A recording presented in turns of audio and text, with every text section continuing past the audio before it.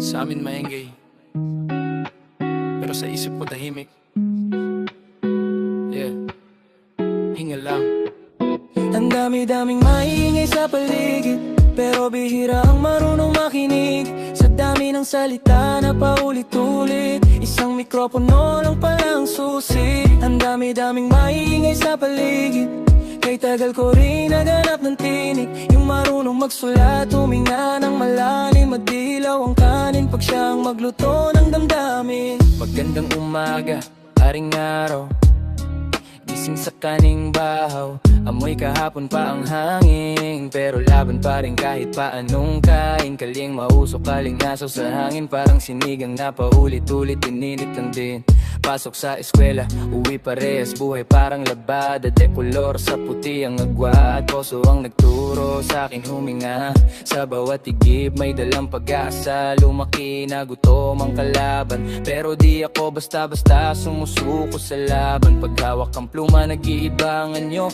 Tahimik sa araw, sa gabi nagiging apoy. Parang may espiritu sa bawat tugma. Hindi man Diyos pero may basbas ng salita.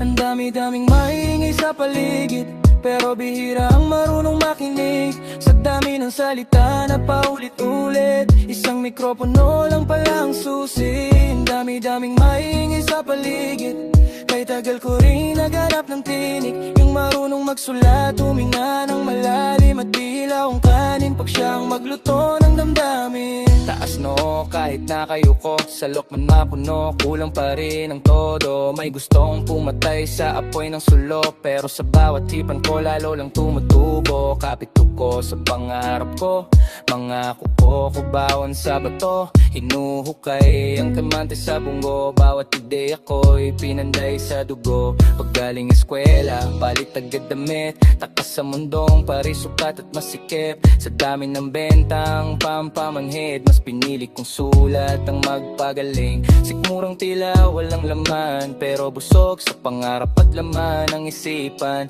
Sa dami ng bibig na puro ingay, tinuruan ako ng tahimik na tunay. Kung nakakulong man sa kwarto, boses ko lalabas sa ritmo. Hindi lahat ng malakas ay totoo, minsan ng mahina ang mas buo. Ang dami-daming maingay sa paligid, pero ngayon marunong na akong makinig.